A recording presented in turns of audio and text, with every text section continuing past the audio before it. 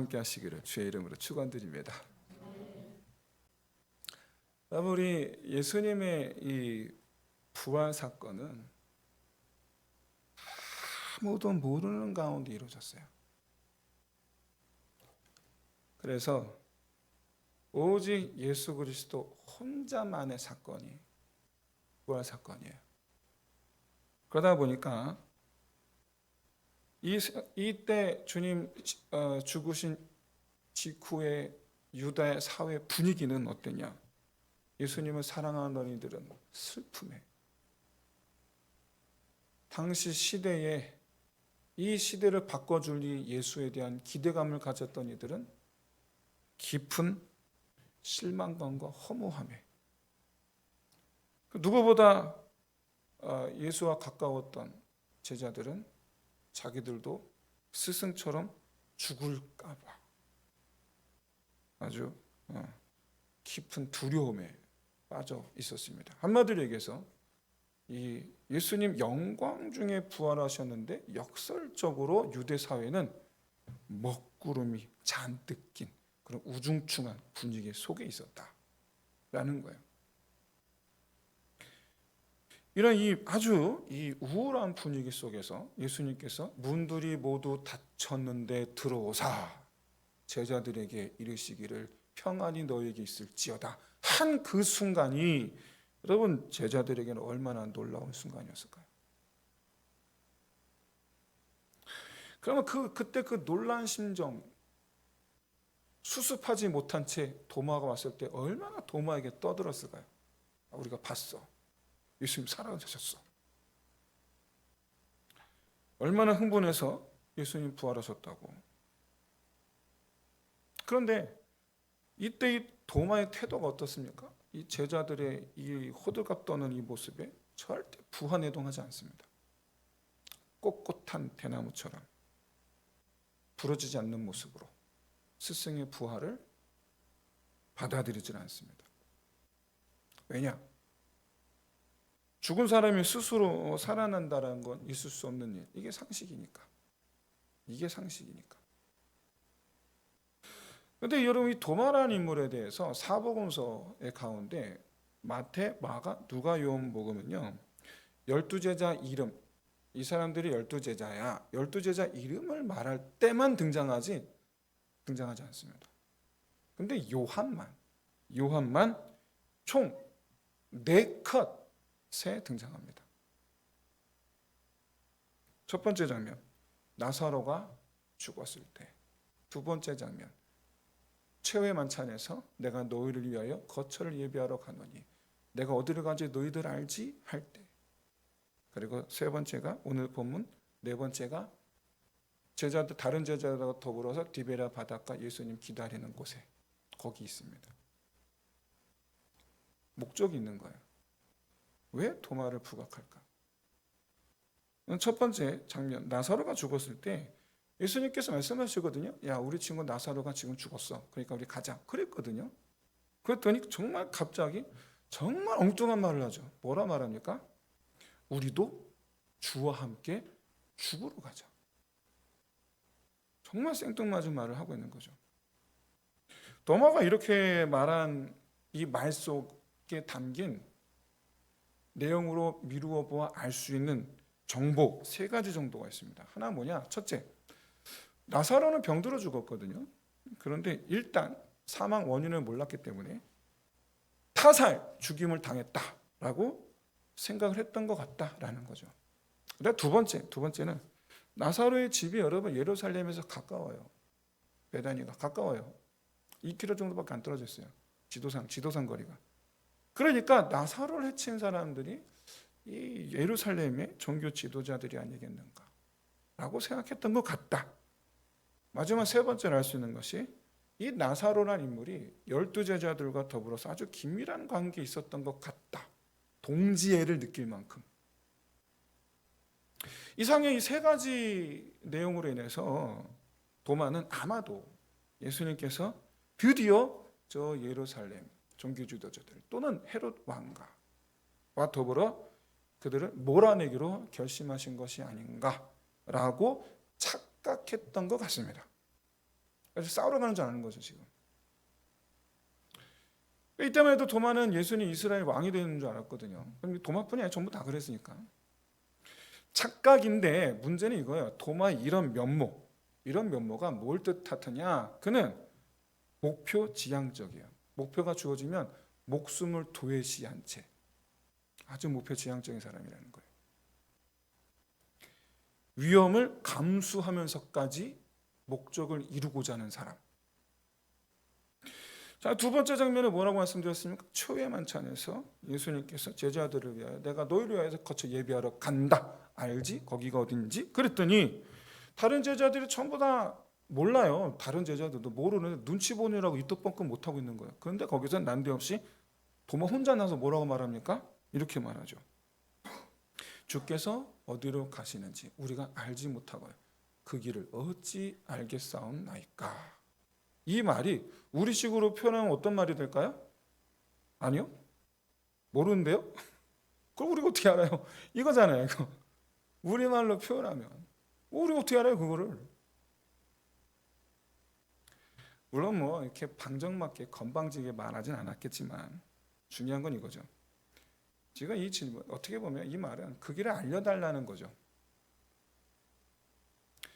이 장면에서 한 가지 알 수 있는 것, 도마의 성정에 대해서 알 수 있는 건 뭐냐? 첫째, 그는 다른 제자들처럼 예수님 눈치를 안 본다라는 거예요. 눈치를 안 봐요. 하고 싶은 걸 다 하고 싶은 걸 다 하는. 궁금하면 누가 옆에서 누가 뭐라 하든 나 궁금한 거 있으면 궁금하다고 말하고 소신 있게 할 말 다 하는 사람. 앞에 전자에서도 마찬가지죠. 나사로 사건에서도 아무도 말하는데 지 혼자서 죽으러 가자. 그러니까 소신 있는 사람. 아마도 이제 그는 도마는 좀 주관이 뚜렷한, 좀 나름 좀 소신이 있는 그런 사람이 아니었는가를 추측해 봅니다. 세 번째가 이제 오늘 본문 내용인데 제자들에게 너희가 아무리 떠들어도 나는 내 눈으로 보고 내 손으로 만져보기까지는 절대로 믿지 않는다. 확실한 증거가 없기 때문에 믿지 않는다. 이걸 가리켜 우리가 불가지론이라고 부르거든요. 불가지론. 또는 이거 합리주의자라고 말하죠. 특히 이 신앙과 관련해서는 무신론, 불가지론, 그러니까 무신론자, 불가지론자, 합리론자 다 거의 같은 뉘앙스를 갖고 있죠. 그러면 하나님을 믿지 않는 사람이라는 뜻의 이 무신론자. 근데 도마는 무신론자가 아니에요. 그는 믿는 사람이에요. 그런데도 불구하고 지금 불가지론을 주장해요. 합리론을 주장해요. 이게 뭘 뜻하느냐? 역설적이게도 오늘날 크리스찬에게도 두 부류가 있음을 보여줘요. 역설적이게도. 하나는 말씀하신 대로 그냥 믿는 사람들이고 또 다른 하나는 자기가 이해하고 납득이 되는 선에서 한도 내에서 믿는 사람들이에요. 이걸 조금 다르게 표현하면 자기 감정과 논리, 자기 가치관에 상관없이 말씀하신 대로 받아들이고 믿는 사람들. 근데 반대로 자기 감정이나 자기 논리, 자기 가치관에 따라 말씀을 걸러 받아들이는 사람. 이렇게 나눠볼 수 있는 거죠. 중요한 건 이거죠. 전자는 말씀을 따라서 자기 자신의 변화를 추구하는 사람이고 자기 자신의 변화를 추구하는 사람이고 후자는 말씀이 뭐라 하든 자기 변화는 생각을 하지 않는 거죠. 그러면 우리 그리스도인은 날마다 새롭게 하심을 얻는 사람이 되어야 할 줄로 믿습니다. 그럼 무슨 얘기냐면 주님 말씀이 정 같은 거예요. 우리는 뭐 석고입니까? 아니면 뭐 돌입니까? 정으로 쳐서 그 안에서 아름다운 조각상을 만들고자 하시는 하나님의 손길에 내어 맡긴 그 돌 같은 사람들 아닙니까? 하나님 우리를 아름답게 만드신 줄로 믿습니다. 변화돼야 돼요. 변화. 여러분 이 이해되지 않는 것을 거부하게 만드는 합리의 잣대. 이 잣대는요 결국에는 여러분 믿음을 거부하고 구원받기를 어렵게 만듭니다. 내 생각은 아니야. 이게 우리를 구원받기 힘들게 만들어요. 이게 20년 전에 그 미국의 뉴스위크지에 실렸던 어느 기사에 실린 내용입니다. 미국의 저명한 천문학자 칼 세이건 박사, 좀 네이버 쳐보시면 나와요. 칼 세이건 박사는 이 62세 일기로 볼수암으로 세상을 떠났습니다. 그런데 평소에 천문학자란 말이에요. 그 맨날 허구한 우주 바라보는 사람 아닙니까? 항상 신 존재가 궁금했어요. 그래서 그런 이 하나님의 존재, 그다음에 예수 그리스도의 부활, 그리고 영생, 광활한 우주를 바라보면서 이 어딘가에 천국이 있단 말이야? 궁금한 거예요, 이게. 그래서 이 기독교 지도자들과 많은 대화를 나누는 겁니다. 근데 결과적으로 그의 기본 입장은 뭐였냐면 증거가 없는 한 확실히 알 수 없는 일 아닌가. 확실히 알 수 없다면 믿을 수 없어. 불가지론이죠. 그랬던 그가 어느 날 이제 미국에서 가장 큰 기독교 단체의 대표인 목사님과 더불어 많은 대화를 주고받는 가운데에서 서로가 서로에게 똑같은 말을 하는 거예요. 아니, 당신같이 똑똑한 사람이 어떻게 하나님을 믿어? 그랬더니 그 목사님이 아니, 당신같이 똑똑한 사람이 어떻게 그렇게 하나님을 안 믿어? 그러면서 서로 똑같은 소리 하면서 서로 이렇게 하다가 목사님이 그 이 칼 세이건 박사 이런 질문을 했습니다. 당신은 사랑을 믿으십니까? 믿는다고. 그렇다면 사랑이 존재함을 증명해 보십시오. 어떻게 증명합니까? 그거를 증명 못 하잖아요. 그래서 이제 칼 세이건 박사가 인정했어요. 아, 증명할 수 없네요. 하지만 증명할 수 없는 것도 믿어야 된다라는 것을 인정하겠습니다. 그런데 예수님은 못 믿겠습니다. 그러다가 결국엔 이제 그 골수암으로 62세에 세상을 떠납니다. 그가 세상을 떠난 후에 그의 아내가 이렇게 말해요. 남편은 평생 믿음을 갖고자 한 적이 없었습니다. 단 알고 싶어 했을 뿐입니다. 사랑하는 성도 여러분, 이 합리라는 표현이요, 많은 분들이 객관성이 보장된 것이라고 생각을 해요. 근데 아닙니다. 합리의 영역은 사람마다 각기 다른 각자의 사고의 범주가 합리예요. 합리는 객관적일 수도 있지만 주관적일 수도 있어요. 과학자들은요, 알지 못하는 미지의 영역, 미지의 물질, 미지의 현상 이런 것들에 대해서 이해는 안 되지만 실존하기 때문에 믿어요. 단 설명을 못하니까 그다음부터 그걸 설명하려고 애를 써요. 연구하는 거죠. 애를 써요.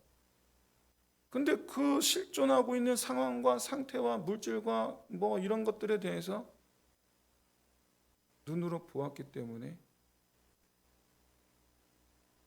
연구는 하지만 믿는데, 문제는 예수님의 부활, 누구도 설명할 수 없지만 실존하기 때문에 그 부활을 믿어야 되는데 과학자들은 안 믿어요. 희한하죠?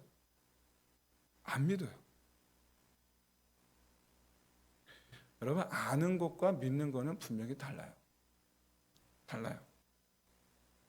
그런데 오늘 본문에서 도마만 이와 같이 합리적 의심을 하는 합리주의자 있느냐? 아니요, 그렇지 않아요. 막달라 마리아도 예수님의 빈 무덤을 보고 예수님의 부활을 전혀 상상도 못했죠. 베드로, 요한도 부활을 전혀 상상도 못했어요. 제자들은 어떻습니까? 베드로와 막달라 마리아가 예수님을 만났다 와서 쫓아와서 제자들에게 말했지만 빈 무덤을 함께 보았던 베드로, 요한도 안 믿었을 뿐만 아니라 다른 제자들도 안 믿어요. 이해가 안 되는 거예요. 이해가 안 되니까 안 믿어요. 그건 다 똑같았어요. 도마만이 아니에요. 마치 오늘 본문에서 도마만 의심병 환자로 취급하시는데 아닙니다. 아무도 안 믿었어요. 도마의 포커스는 그의 의심의 포커스가 맞춰져서는 안 돼요. 다른 부분이 있어요. 그게 바로 앞서 요한이 도마의 모습을 몇 가지 비춰본 바로 거기에 답이 있어요.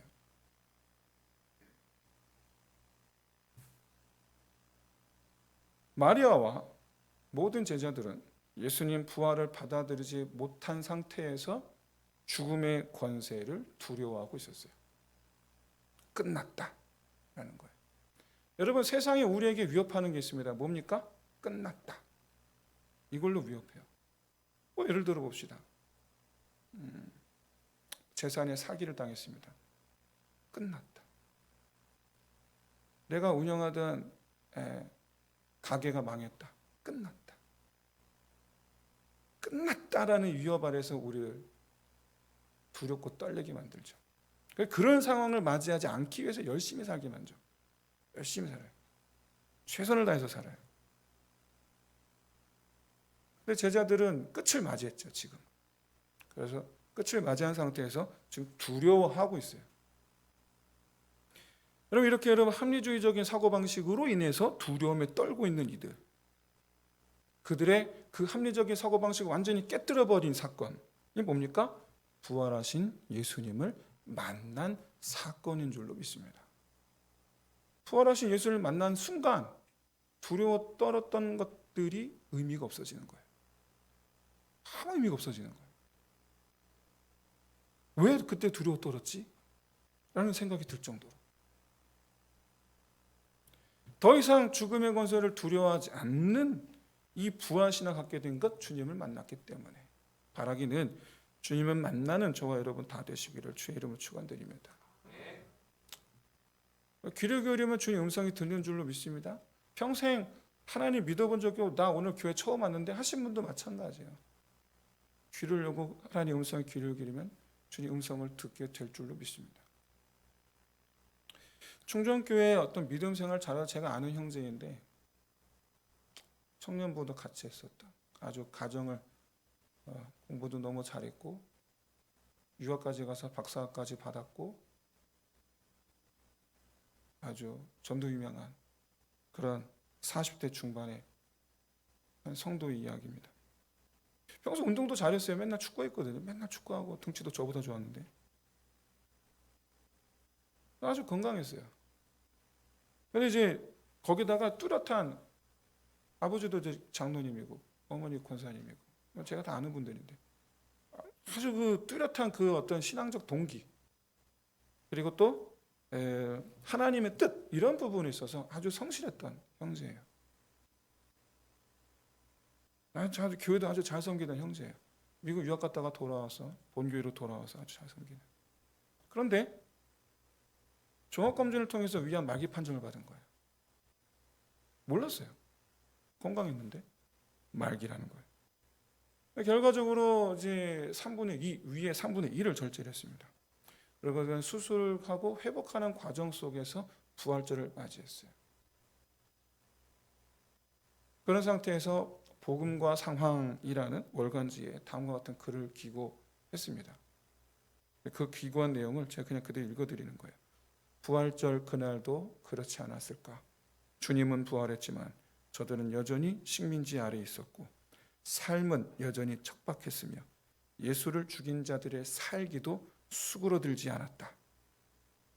주님이 부활한 광명한 날이지만 세상에는 여전히 죽음의 그림자가 드리워 있었다. 마찬가지로 나는 죽었다가 살아났다. 거의 죽음 문턱까지 갔다 왔는데 세상은 아는지 모르는지 전혀 개의치 않는 모습이다. 외부 환경과 사람들, 세상에서 일어나는 일은 변한 것이 없다. 세상은 전혀 변하지 않았다. 갑자기 광명의 세상에 찾아오지도 않았고 나의 경험에 아랑곳하지 않고 여전히 세상은 바쁘게 흘러가고 있다. 바뀐 것이 하나도 없는 것 같다. 하지만 변화가 있었다. 그것은 수술 후 내 안에 일어난 변화였다. 내가 세상을 바라보는 관점, 인생의 시간표를 바라보는 관점, 그리스도와 함께 죽었다가 다시 살아나는 것의 작은 체험, 이런 것이 아닐까. 부활에 동참한다는 것 말이다. 여러분, 우리는 어쩌면 아직도 이 부활에 참여한 믿음과는 다소 동떨어져 있는 그런 믿음을 가지고 있는지도 모르겠습니다. 나름 하나님을 위해 헌신한다고 하지만, 나름 하나님의 뜻을 삶의 목적으로 삼고 있지만, 이를 위해서 우리가 나름 열심히 하고 있지만, 부활의 믿음에는 이르지 못한 것은 아닌가. 저는 제 안에 그러지 못했음을 확인했었다고 말씀을 드렸죠. 과거에 아들의 그 모습을 보면서. 그럼 만일 여러분뿐만 아니라 만일 아직도 여전히 세상 사람들과 동일한 관점에서 내가 지금 세상을 대하고 있다고 한다면, 내 인생의 마침표에 대한 주권이 하나님께 있다는 사실이 솔직히 불편하게 느껴진다면, 그렇다면 지금 하나님 위해 살고 있다고 하지만 아직은 부활 신앙에까지는 이르지 못한 것입니다. 실제로 말기암에 걸린 성도들 중에 죽음에 대해, 자기의 그 죽음에 대해 하나님의 주권을 인정하고 죽음 이후의 세상인 천국을 소망하면서 감사 찬송하는 사람 별로 못 봤어요. 별로 못 봤어요. 제가 딱 한 번 봤습니다. 말기 6개월 판정 받았는데 예정된 시간 한 달 남겨놓고 교회에 매일 오셔서 찬송하시더라고요. 다 내려놓으신 거지. 살 줄로 알고 찬송한 게 아니고 내려놓고 찬송하는 거예요. 나의 제 주님 갑니다. 마지막 유언 남긴 게 그거죠. 제가 말씀드렸잖아요. 그 낙원제교에서 맨날 술 먹고 깽판 치던 안수 집사님이라고. 그분이 모아놓고, 가족들 모아놓고 쭉 모아놓고, 내가 너희들에게 못난 모습을 보인 것은 미안하고 나 먼저 천국 가니 기쁘게 하나님 잘 섬겨라. 이게 마지막 유언이었다고 하지 않습니까? 저 그분 한 번 봤어요. 다른 분들은 아니었어요. 왜 내게 이런 일이? 왜 내게 이런 일이? 근데 여러분, 우리가 부활신앙을 갖지, 그런 수준의 부활신앙을 갖지 못했다고 해서 여러분 그게 비난받을 일은 아닙니다. 왜냐? 그럼 우리 주님도 제자들을 비난하시기는커녕 제자들 모아놓고 어떡합니까? 40일 동안 친절하게 가르쳐주세요. 그렇죠? 친절하게 가르쳐주세요. 야, 내가 부활했잖아. 부활 이런 거야. 내가 왜 부활했는지 알아? 하나님 나라 때문이야. 이러면서 친절하게 알려주세요. 비난하지 않으세요. 오늘 본문의 26절 보시면 8일 후에라는 표현으로 시작합니다. 8일 후에. 이게 도마에게 제자들이 예수님 부활하셨어 라는 사실을 알려준 지 8일이 지났다는 얘기 아닙니까? 근데 이렇게 여러분, 요한이 8일 후라는 정확한 기간을 일러주었다라는 건 이 자체가 뭔가 의미가 있는 거죠. 어떤 의미입니까? 바로 이 8일이라는 기간이 도마의 고집이에요. 안 꺾어요. 얼마나 제자들하고 얘기해. 야, 우리가 봤다니까? 안 믿어. 아니, 글쎄 봤다니까? 안 믿어. 문들이 닫힌 주님 오셨다니까? 안 믿어. 절대 꺾이지 않는 마음. 절대로 꺾이지 않는 마음. 믿음은 들음에서 나는 줄로 믿습니다. 근데 들어도 절대 안 꺾여요. 그 고집, 그게 8일이에요. 그런데 역설적으로 입장 바꿔서 조금 각도를 바꿔서 보면 이게 어떤 의미냐면 주님께서 기다린 시간이기도 해요. 8일 동안 기다려주시는 거예요. 그러나 어쨌든지 간에 바울이, 이 도마가 믿기까지 기다리셨지만 결국은 어떻게 합니까? 결국엔 이것도 은혜예요. 여러분 찾아오셔서 어떻게 하십니까? 대뜸 오시자마자 제자들에게 너에게 평안이 있을지어다. 똑같은 방식으로 문들이 다 닫혔는데 들어오셨어요. 그런데 자, 다른 제자, 자, 너에게 평안이 있길 바래. 그러면서 곧바로 도마를 보고서 뭐라 말씀하시죠? 야, 와서 만져봐. 와서 만져봐. 도마가 원한 방식으로. 부활을 믿게 하시는 거예요. 비난 안 하세요? 너 그거밖에 안 하세요? 내 믿음이 그렇게 아예 안 그러세요? 그가 원한 방식으로 자 와서 한번 만져봐. 근데 여러분 도마가 만졌습니까? 안 만지죠. 그냥 그대로 꼬꾸라집니다. 그대로. 주님 보자마자 그대로 꼬꾸라져요. 굳이 와서 이렇게 안 만져봐요. 굳이 와서 그냥 그대로 꼬꾸라지고 뭐라 말합니까? 주는 그리스도시요 네 하나님. 베드로가 했던 고백과 똑같은 고백을 하죠. 믿지 않으려는 도마를 내버려 두지 않으셨어요. 찾아오셨어요. 만나주셨어요. 믿는 자가 되게 하셨어요. 저와 여러분에게도 이 은혜가 함께 하시기를 진심으로 소원합니다. 예, 그럼 승천하실 때까지 40일 동안 제자들과 같이 있으시면서 이제 그 가르치셨잖아요. 뭘 가르치셨을까요? 부활신앙을 갖기를 토록 가르치신 거예요. 부활신앙을 갖도록. 이 세상이 전부가 아니야. 하나님 나라가 있어. 근데 그 하나님 나라는 부활한 자가 들어가는 거야. 부활하신 그 몸으로 못자국, 손목과 발목의 그 못자국, 이 옆구리의 창자국을 하신 채 그걸 보여주시면서 이 못자국난 손을 보여주시면서 떡을 먹여주시고 하면서 40일 동안 제자들과 똑같이 예전에 하시던 거 똑같이 먹고 자고 같이 하시면서 알려주신 거예요. 여러분 하나님 나라는요 부활이 전제된 나라입니다. 부활이 다시 사는 것을 믿는 믿음이 전제된 나라, 그게 하나님 나라예요. 죽음이 끝이 아니라는 것을 믿는 믿음이 전제된 나라, 그게 하나님 나라예요. 그래서 우리 위암 말기의 그 위협에서 다시 살아난 경험을 고백했던 이 형제처럼 나 이제 다시 사신 주님과 함께 살리라. 그 뒷말이 빠졌는데 좀 아쉬운 게 있는데 뭐가 더 붙였을까? 더 이상 죽음을 두려워하지 않고 주님과 남은 삶을 더불어 살아가리라. 죽음이 끝이 아니라는 것을 깨닫게 된 사람의 믿음은 세상에 흔들리지 않는 사람이 되게 하는 줄로 믿습니다. 여러분 세상에 아무런 힘도 쓰지 못하고 질질 끌려다니던 여러분 우리가 지금까지 그랬거든요. 세상에 질질 끌려다녔어요. 왜냐하면 내가 바라는 것을 세상에 두었기 때문에 세상이 그걸 나로 볼모 삼아 나를 흔들거든요. 여러분 돈 좋아하십니까? 그러면 세상에 계속 끌려다녀요. 그거 당연한 거예요. 그거. 분명한 사실은 하나님께서 우리로 말미암아 바라신 것은 담대한 자가 되라는 겁니다. 믿으시길 진심으로 소원합니다. 담대한 자가 되지라. 여호수아에도 말씀하셨고 모세에게도 말씀하셨고 누굽니까? 그 뒤에 열왕기를 보면 수많은 왕들에게 똑같이 하신 말씀이잖아요. 내가 너와 함께함이 아니냐? 두려워하지 말지니라.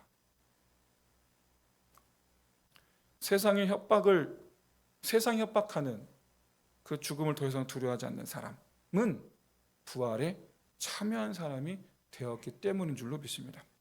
다시 말씀드려요. 아는 것과 믿는 것은 분명히 달라요.